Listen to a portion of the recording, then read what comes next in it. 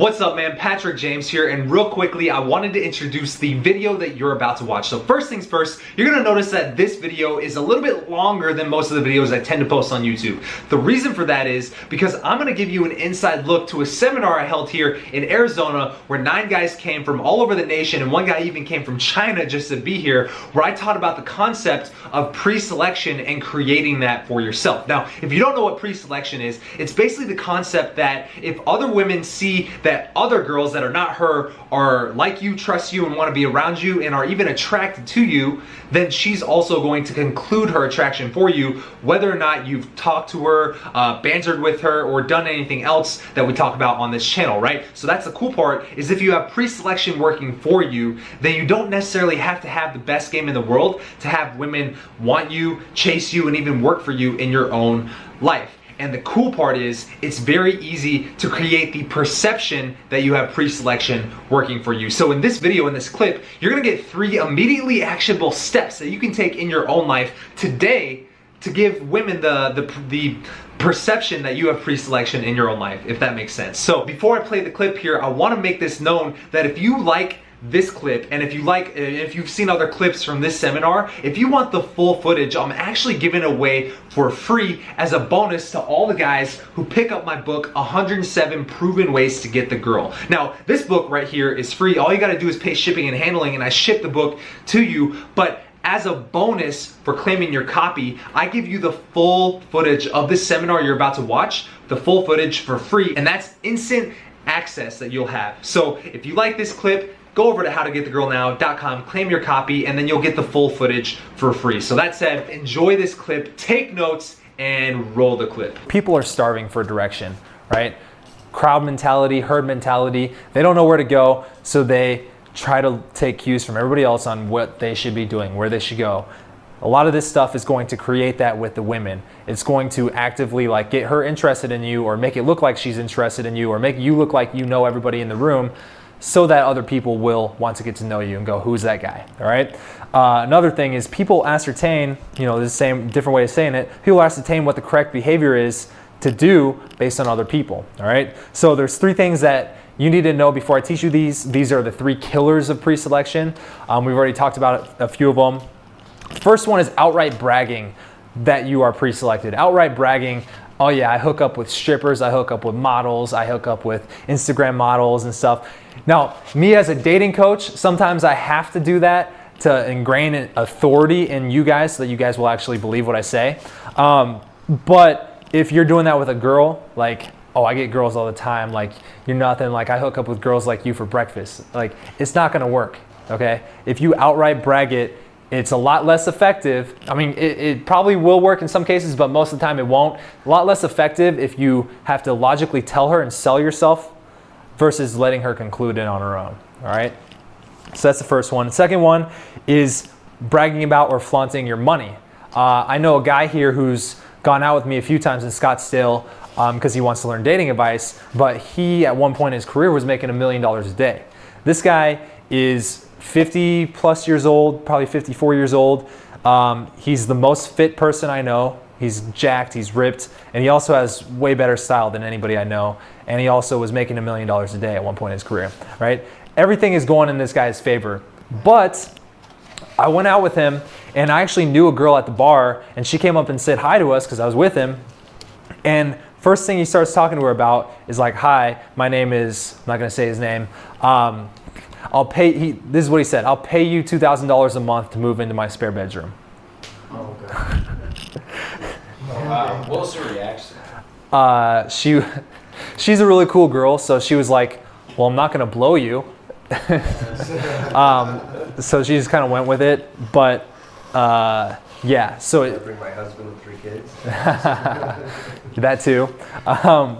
So yeah, like bragging about money, or like picking a girl up in your Lamborghini, like it's too try hard at that point, and it's way better to let her conclude that you have money than it is for you to outright tell her. All right, so that's another thing that's going to kill your pre-selection.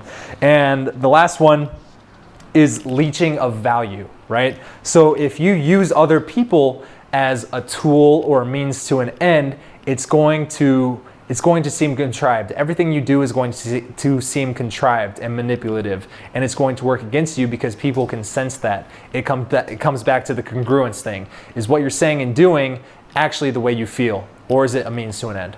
All right? Those are the 3 killers of pre-selection. Now let's get into the flashy shit. What were the 3 things? So I got bragging or reaching a value.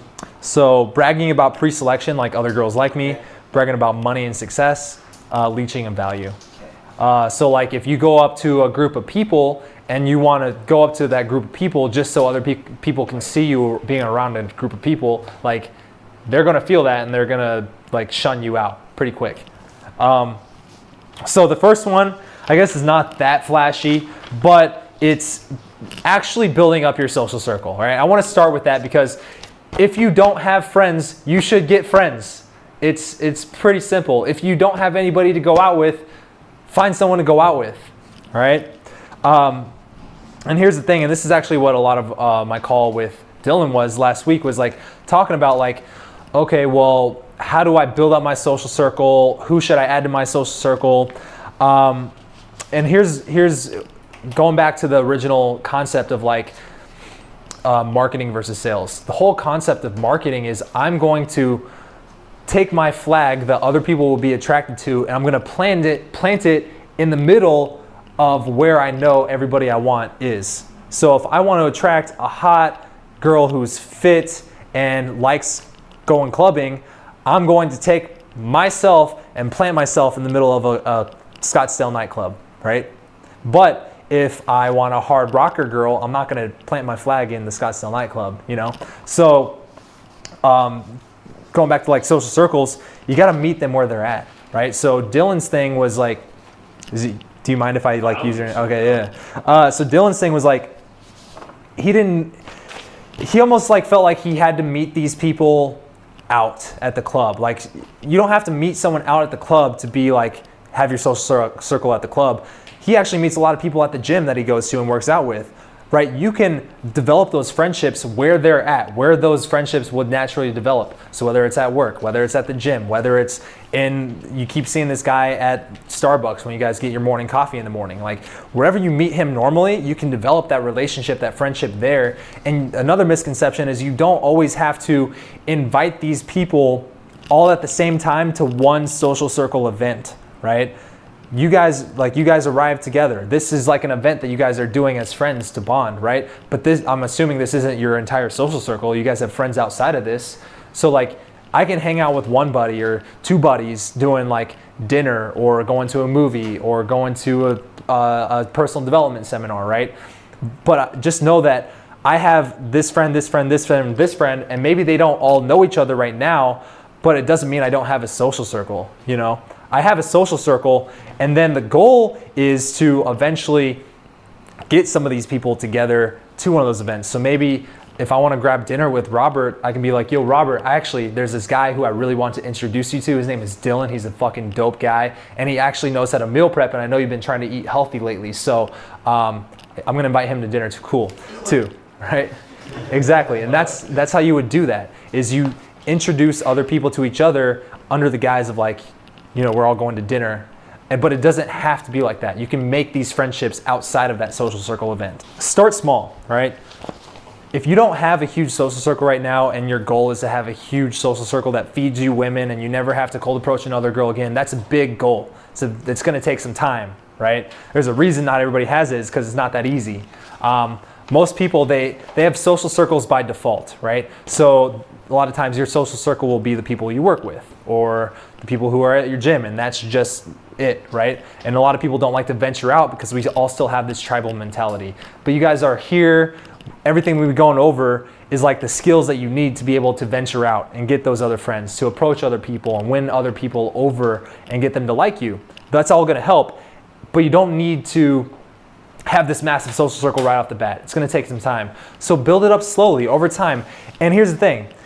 When you meet someone new, and if you feel like they're cool, if you feel like you vibe with them, but you're not necessarily sold on them yet, slowly indoctrinate them into your social circle, right? It's like dating. Are you gonna bring a girl who you've been on one date with in to meet your family? No, you're going to slowly let that happen over time, right? So if I meet a guy at the gym and our only friendship is at the gym, I'm not going to be like, yo, come over, hang out with me and all my friends, we're going to this dope concert, right? Because that's a big jump, right? That's like saying, you're awesome, we just had this awesome first date, I want to introduce you to my family, right? It's not going to work like that. You got to slowly indoctrinate them. So with regards to building up the social circle and stuff, are you saying never go to a nightclub by yourself? No, and we'll get to that. You can go to a club by yourself. I do it all the time. And I actually do have a few methods in here that's going to help you with that. But anyways, what was I saying before that question? You're talking about slowly indoctrinating people Yeah. into your group of friends, and you're not going to invite somebody to meet your mom. Exactly. Because you had a good dance. Exactly. So I would say baby step it. So like, you know, if you have a friend at the gym, rather than inviting him to a big dinner that you're doing with all your good friends, your close friends, go like just take it one step out of the gym. It's like pulling a girl home from the club. You're not going to go straight from the club to your home. It can happen, but a lot of times it's going to go from club to the next club, to the car, or to the food place, you know, whatever it may be. There's steps in between, all right? So baby step it, and then eventually, like, once you're sold on them, once you think, okay, this person's actually really cool, let's indoctrinate him into the main circle, all right? So that's kind of how social circle dynamics works on a very basic level. So here's a couple action steps I want you to take from this.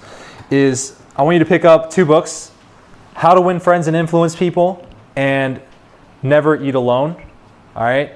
And then start planning out activities that you want to do, all right, doing you each week. So for me, this week, my main activity, believe it or not, was not necessarily the seminar. I love doing this seminar, but I want to see that McGregor-Mayweather fight. Like, I've been looking forward to that all week, dude. So obviously, I invited you guys out to that. That's like one thing that I'm looking forward to and inviting other people along the way. All right, and you can do the same thing in your life. Just plan out those things at the end of the week or in the middle of the week that you're looking forward to, and you can invite people along the way as you slowly indoctrinate people into your social circle. So next one.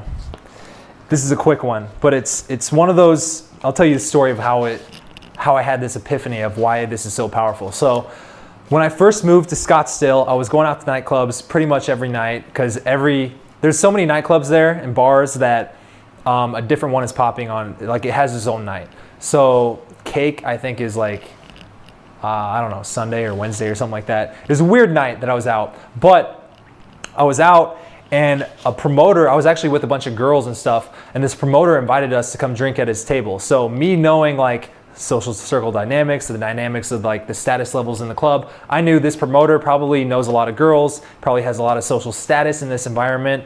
I want to get to know him. So I actually went up to him. He was standing at the bar after he let us come to his table, and I was like trying to start a conversation with him, get to know him. And I could tell he didn't really give a shit about me. He probably has a lot of guys approaching him. So what he did was he said, hey, let me introduce you to Caitlin. Caitlin, here, meet Patrick. I just met him, right? And he literally just introduced me to this girl, right? So when someone does that, he introduces person A to person B, regardless of how well this guy knows them. The only thing they have in common now is person C, right? And so what happens is right there, you just created your own little like seed in your garden of pre-selection in that club. Right, exactly. You're creating your own fan club within the club, right? So oftentimes what I'll do, especially early on, if I'm like not in a social mood yet and I'm trying to get in a social mood, I'll just take my friend and introduce him to a girl, right? This is like the classic from How I Met Your Mother. Have you met Ted? Right? Have you ever seen How I Met Your Mother? Yeah, Barney Stinson. He doesn't even talk to the girl. He just goes, have you met Ted? Boom. Now Barney gets the social the status in the environment, and Ted as a girl he's talking to now. So now he likes you because you introduce him to a girl, and the girl likes you because you're socially proofed and you know other people. All right, so it's one of those little hacks in social dynamics that I use all the time. Now it's even better if those people are relevant to each other. From our example, if you're trying to eat healthy and he's a meal prepper and I introduce you guys to each other and I consciously do it, now you guys have value to each other, which makes my value to both of you even higher than if you had no relevance to each other. Side note, if you do want to learn how to meal prep, I have an online program I can sell you. You like chocolate and ice cream? Oh, absolutely. Well, plus there's this whole aisle in Walmart in the frozen section to meal prep. It's all frozen. You just need to put it in the microwave. I'll show you sometime. All right, so the third one is trade in your wingman for a wingwoman. Mm-hmm. Yeah? So this is literally like the epitome of like being friends with a girl that you're not sleeping with and going out with him. I'll tell you what, especially when I had roommates, I was going out with guys a lot. Like me and a group of guys, it was like a wolf pack just preying on these women in the club. But before that, like especially when I was in dental school, like I had cultivated a social circle of me and like 3 girls. And I would go to Vegas with them, I would go to Scottsdale with them, I would go to dinner with them, and I wasn't having sex with any of these girls. They were just 3 of my closest friends who happened to have vaginas, all right? And I will tell you what, I got laid with more consistency, with less effort when I was going out with those girls than when I was with these guys who are great pickup artists, all right?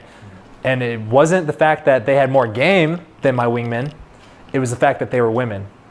And other women see, this guy's socially proofed, he has girls surrounded by him, and who knows if he's hooking up with them, but they like him and they want to be around him. So maybe I should be around him, all right?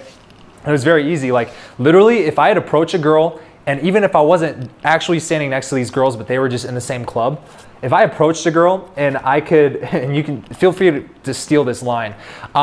So one of these girls who I was with, she actually did have good lady game. Like she wasn't, if you saw her in the crowd or in the club, you wouldn't go, I want that girl. But every guy she talked to, she was making out with.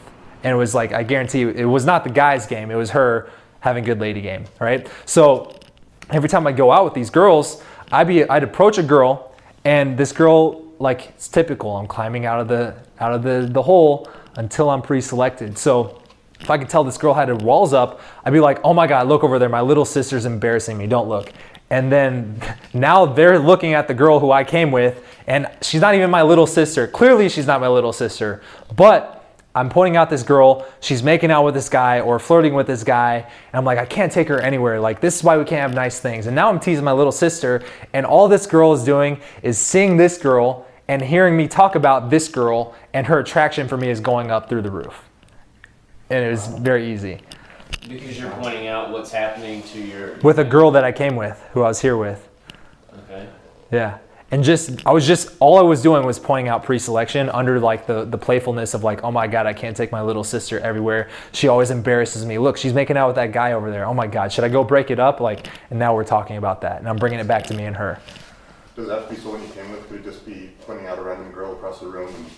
That's another thing. I actually didn't write that in here, but there's a couple other tricks that I like that involve that. You can do that. So it doesn't even have to be a girl that you came with. It can be, but if you, like, she's not going to be like, you didn't come with that girl.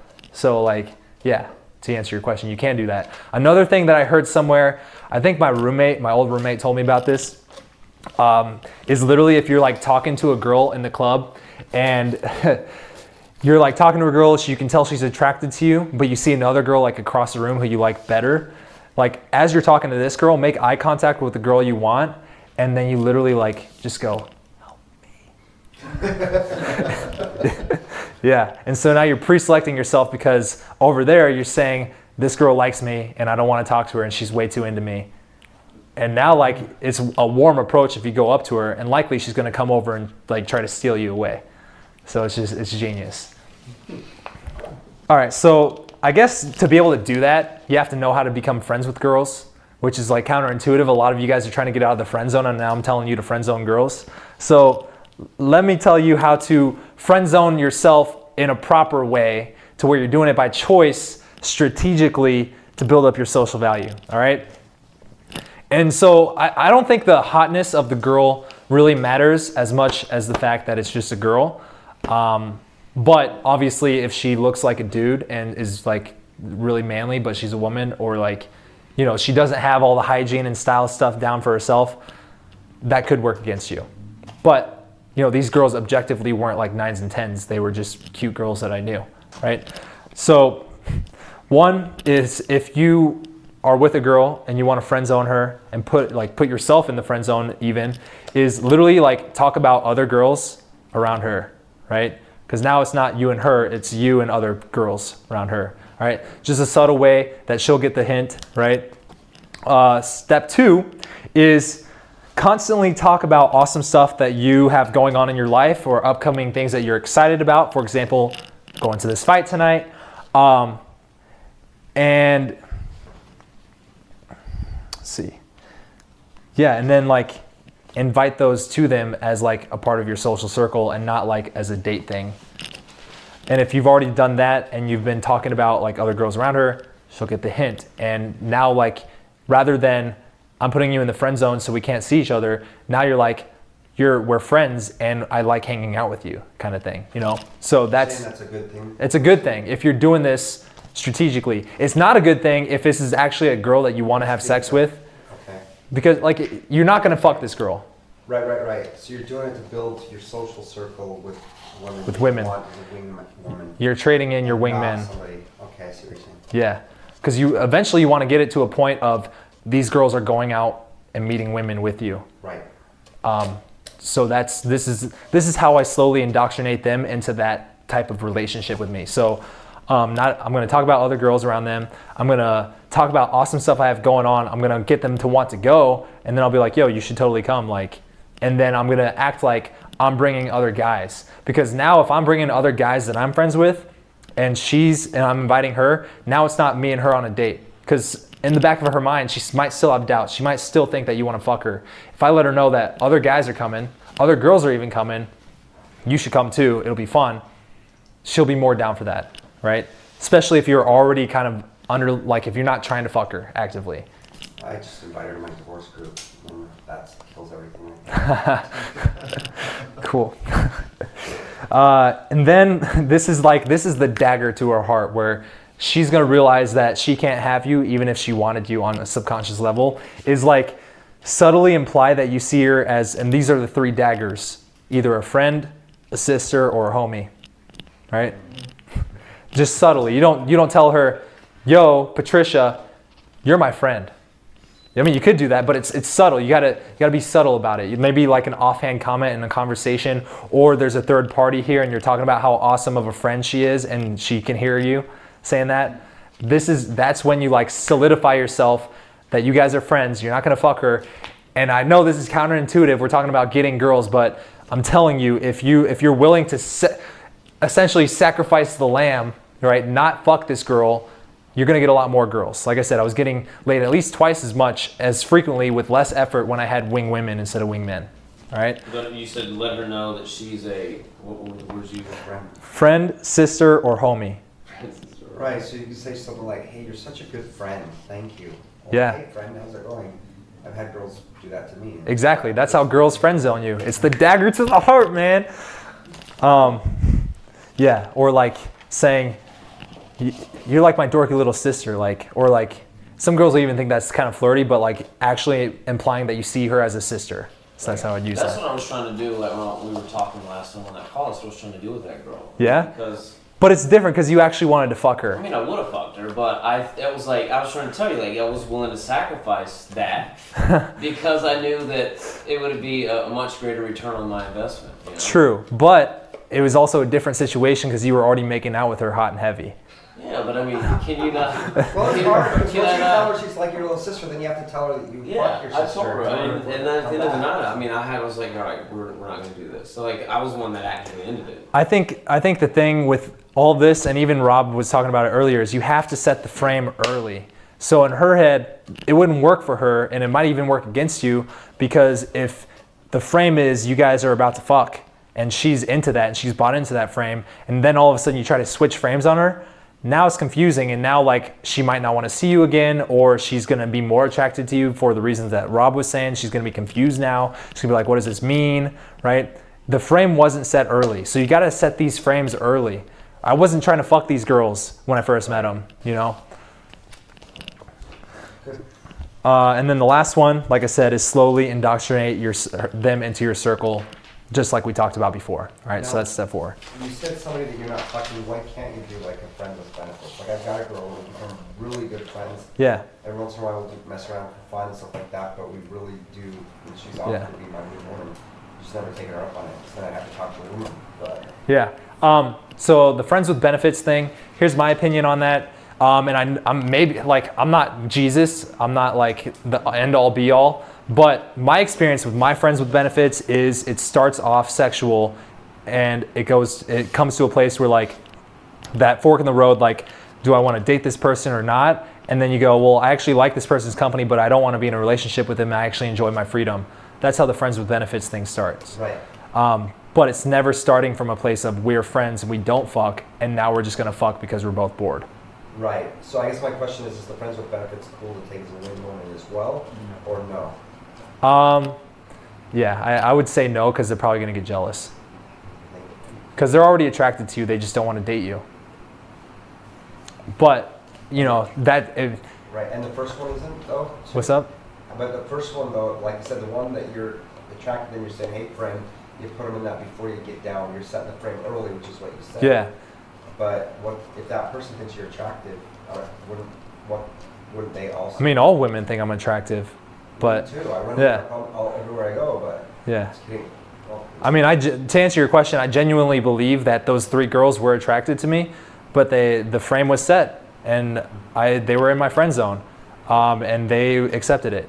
Now, that doesn't mean they're not going to flirt with me from time to time, and that helps me out with my social proof, but I'm still not going to fuck them, and they know I'm not going to fuck them because they're my friend, you know? So. right.